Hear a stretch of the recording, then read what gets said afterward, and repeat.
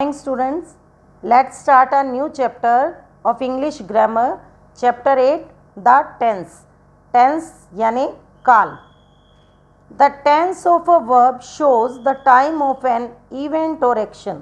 It plays an important role in sentence formation. Tense यानी काल जो होता है वो क्रिया का समय बताता है कि कोई भी काम किस समय पर हुआ है.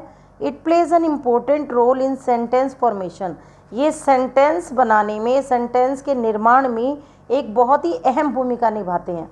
यानी टेंस जो होती है उसका काम जो होता है वो सेंटेंस को बनाने में बहुत ही ज़्यादा इम्पोर्टेंट होता है. There are three main types of tense: the present, the past, the future. Present यानी जो काम अब हो रहा है, जो हम करते हैं, जो हम खा रहे हैं. द पास्ट जो काम हो चुका है, बीत चुका समय, जिस काम को हम कर चुके होते हैं. और फ्यूचर यानी जो काम हम करेंगे. इसकी पहचान होती है जो हम वर्तमान में काम कर रहे हैं. जैसे आप हिंदी में पढ़ते हैं वर्तमान काल, भूतकाल, भविष्य काल. Now let's explain. First is simple present tense. Present tense के जो होते हैं उसके भी आगे आगे पार्ट्स होते हैं. तो ये प्रेजेंट टेंस का फर्स्ट पार्ट है सिंपल प्रेजेंट टेंस. इसकी पहचान क्या होती है कि इसमें कोई भी सेंटेंस होता है उसके पीछे ता है, ती है, ते है लगता है. For example, Karishma eats fish only. Karishma केवल मछली खाती है. इसमें ती है यानी ये काम अभी प्रेजेंट का है. वो खाती है, वो हमेशा की उसकी एक हैबिट है, habitual thing. We catch the bus every morning. अब एवरी है यानी ये काम भी रोज़ होता है, तो ये भी प्रेजेंट है. हम हर रोज़ सुबह बस पकड़ते हैं. Water freezes at 0 degree Celsius. पानी जो है वो 0 डिग्री सेल्सियस पर फ्रीज होता है. Our holidays start from 15 May. हमारी छुट्टियां 15 मई से स्टार्ट होती हैं. Open the pocket and pour the content. Packet को खोलो और सामान उसमें डाल दो. ये सब जो सेंटेंस हैं इसमें आप देखें तो जो वर्ब है ईट्स, कैच, फ्रीजेज, स्टार्ट, पोर, ये सारी वर्ब की फर्स्ट फॉर्म है. इट मीन्स ये सिंपल प्रेजेंट टेंस है. और सिंपल प्रेजेंट टेंस का स्ट्रक्चर क्या होता है, इसमें सबसे पहले सब्जेक्ट आता है, देन वर्ब की फर्स्ट फॉर्म आती है, उसके बाद एस या ई एस लगता है और ऑब्जेक्ट होता है. ऑब्जेक्ट यानी काम, सब्जेक्ट यानी काम को करने वाला. First form of verb. Verb क्या होती है? क्रिया. First person I we, second person you, third person they और all plural subjects. Example, for example, I walk daily. मैं डेली वॉक करता हूँ. We walk daily. हम डेली वॉक करते हैं. You walk daily. तुम डेली वॉक करते हो. They walk daily. वे डेली वॉक करते हैं. The students walk daily. Students daily walk करते हैं. ये वॉक जो है वर्ब की फर्स्ट फॉर्म है. नाउ थर्ड पर्सन क्या है? He, she, it. अब ये देखिए आप, आई, वी, यू, दे या प्लूरल कोई भी हो, उसके साथ ओनली वर्ब की फर्स्ट फॉर्म का यूज़ होता है. एस और ई एस का यूज़ नहीं होता. एस या ई एस का यूज़ कब होता है? जब थर्ड पर्सन होता है. और थर्ड पर्सन कौन होता है?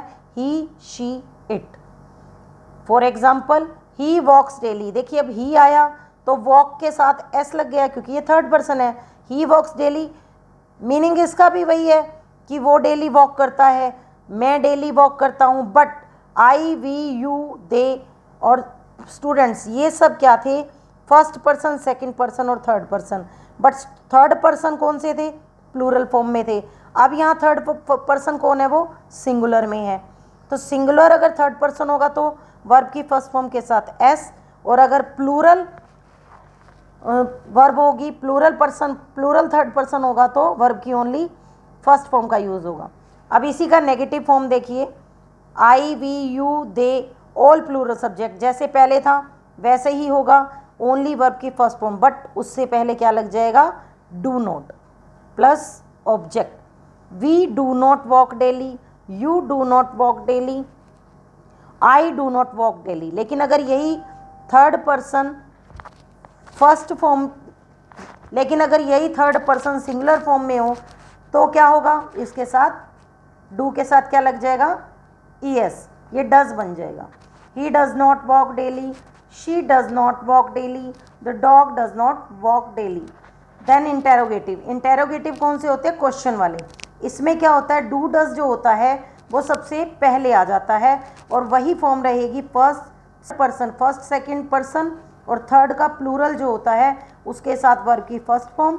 और अगर थर्ड पर्सन सिंगुलर में होगा तो डज, और डू और डज क्या होगा, उसका पहले यूज़ हो जाएगा। डू वी वॉक डेली, क्योंकि वो क्वेश्चन फॉर्म हो रहा है। डू वी वॉक डेली, क्या हम डेली वॉक करते हैं। डू दे वॉक डेली, क्या वे डेली वॉक करते हैं। डज शी वॉक डेली, अब ये थर्ड पर्सन क्या है, singular. Does she walk daily, तो इसलिए यहाँ क्या हो गया, डज, क्या वो डेली वॉक करती है। Does the walk dog walk daily, क्या डॉग डेली वॉक कर। नाउ सिंपल पास्ट टेंस, जैसे हमने प्रेजेंट टेंस का सिंपल टेंस पढ़ा था, इसको हम पास्ट इंडेफिनिट, जैसे उसको प्रेजेंट इंडेफिनिट भी बोलते हैं, इसी तरह से इसको भी पास्ट इंडेफिनिट भी बोलते हैं और सिंपल पास्ट टेंस भी बोलते हैं। इसका स्ट्रक्चर क्या होता है, subject plus second form of verb. Second form of verb क्यों होगी, क्योंकि ये पास्ट टेंस है, पास्ट यानी जो काम हो चुका है, तो वर्ब की सेकंड फॉर्म का यूज़ होता है। इसकी पहचान क्या होती है, किया, दिया, लिया, गया, आया, चला, ये सब क्या होती है, इसकी पहचान होती है और इसमें वर्ब की सेकंड फॉर्म का यूज़ होता है। देन ऑब्जेक्ट, काम को करने वाला, क्रिया second form of verb, object जो काम होता है। फॉर पॉजिटिव स्टेटमेंट्स यानी all subject plus second form of verb plus object, इसमें आप चाहे सिंगुलर का यूज़ करें, first person, second person, third person plural या सिंगुलर, इन सब में आपने सिर्फ second form of verb use करना है। इसमें कोई एस या ई एस का प्रोसेस नहीं होता। I walked to school yesterday, yesterday यानी बीता हुआ कल, इससे क्या पता लगता है कि ये क्या है, सेंटेंस पास्ट टेंस है। I walked to school yesterday, मैं कल स्कूल चला गया। She walked to school yesterday, he walked to school yesterday, they walked to school yesterday as usual. For negative statements यानी जिसमें ना होती है, नेगेटिव फॉर्म होती है, उसमें second form of verb, do के सेकेंड फॉर्म क्या होती है, डिड, और उसके साथ नेगेटिव वर्ड लगाना है तो हमने क्या होगा, नॉट। तो subject plus did not plus root form of the verb. She did not pour, अब डिड नॉट है क्योंकि हम already second form of verb का यूज़ कर रहे हैं, तो वर्ब जो होती है उसकी फॉर्म फर्स्ट रहेगी, डिड के साथ वर्ब की फर्स्ट फॉर्म का यूज़ होता है। She did not pour the milk, they did not worry about the kids, I didn't play yesterday, we didn't perform in the play. Now interrogative statements, interrogative statement क्या होती हैं, जिसमें question, इसमें क्या होता है, इसमें क्वेश्चन पुट किया जाता है। अब डिड जो है वो पहले आ जाएगा, डू जैसे हमारे उसमें प्रेजेंट इंडेफिनिट टेंस में इंटेरोगेटिव फॉर्म स्टेटमेंट में डू पहले आ जाता था, डज पहले आता है, इसी तरह से पास्ट टेंस में इंटेरोगेटिव स्टेटमेंट में डिड पहले होगा। डिड यानी क्वेश्चन पूछा जा रहा है तो डिड क्या होगा, वो पहले आ जाएगा। Did she complete her work, जैसे अब did plus subject plus root form of the verb. Did she complete her work, क्या उसने अपना वर्क कंप्लीट कर लिया। डिड रोहन सिंग वेल, क्या रोहन अच्छा गाना गाया, क्या रोहन ने अच्छा गाना गाया, as usual. Now simple future tense यानी फ्यूचर इंडेफिनिट टेंस, जैसे हमने प्रेजेंट का इंडेफिनिट, पास्ट का इंडेफिनिट किया, यहाँ फ्यूचर का, और फ्यूचर का इंडेफिनिट टेंस यानी इसके लिए हम विल या शेल का यूज़ करते हैं, आई और वी के साथ शेल का, और इट, ही, शी, इन सब के साथ विल का। इसका स्ट्रक्चर क्या होता है, पॉजिटिव स्टेटमेंट्स में इसका स्ट्रक्चर रहेगा subject plus will shall plus root form of the verb. अगर सब्जेक्ट कोई पर्सन का नेम है, ही, शी है तो विल, लेकिन अगर आई, वी ये है तो शेल, वो आप यूज़ कर सकते हैं। कुछ सेंटेंसेस में वी और आई के साथ भी विल का यूज़ किया जा सकता है। फॉर पॉजिटिव स्टेटमेंट में क्या है, Alice will help us in decorating the house, don't lift that, you will hurt yourself. इसे मत उठाओ, तुम्हें चोट लग जाएगी। इसकी पहचान होती है गागेगी। और इसके नेगेटिव फॉर्म में क्या होगा, विल और शैल के साथ नॉट का यूज होगा। रेशम will not wear that dress, they will not travel much, I will not go back home, she will consult the doctor, the police will catch the thief.